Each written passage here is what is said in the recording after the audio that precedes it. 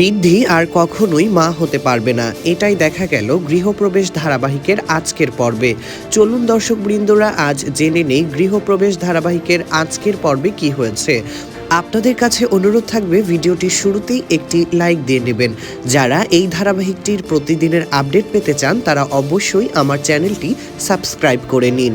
শুভলক্ষ্মী এবং তার হাজব্যান্ডের মধ্যে চলে এসেছে মোহনা।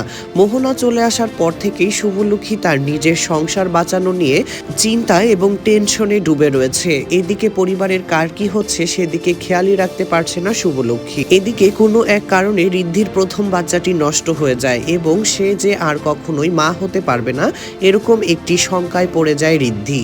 ঋদ্ধির শাশুড়ি সবসময় বিজনেস নিয়ে ব্যস্ত থাকে, তার ছেলের বউ কোনো সমস্যায় রয়েছে কিনা তা তার জানার সময় নেই। ঋদ্ধির শাশুড়ি যখন অন্যজনের কাছ থেকে শুনতে পারে যে ঋদ্ধির জীবনে এত বড় একটি ঘটনা ঘটে গেছে, তখন সে ঋদ্ধিকে জিজ্ঞেস করতে থাকে, তোমার লাইফে এত বড় একটি ঘটনা ঘটলো কিন্তু তুমি আমাকে জানানোর প্রয়োজন মনে করলে না। ঋদ্ধি তখন তার শাশুড়িকে বলতে থাকে, আমি আপনাকে কেন জানাইনি, আপনি এটা নিয়ে আমাকে প্রশ্ন করছেন, একবারও ভাবছেন না কি জন্য আমি আপনাকে জানাতে পারিনি।